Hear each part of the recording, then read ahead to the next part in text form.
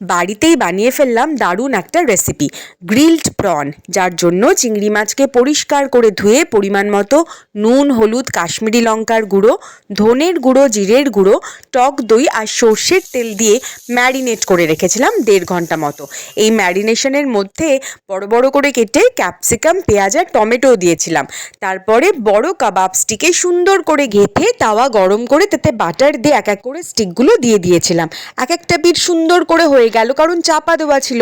তারপরে স্টিকগুলোকে একটু নাড়াচাড়া করতেই চিংড়ি মাছ তো খুব তাড়াতাড়ি হয়ে গেল। অপর একটা বার্নারে স্টিলের একটা গ্রিল বেস চাপিয়ে তার উপরে এবার স্টিকগুলো দিয়ে একটু এপাশ ওপাশ করে ঝলসে নিলাম খুব সামান্য।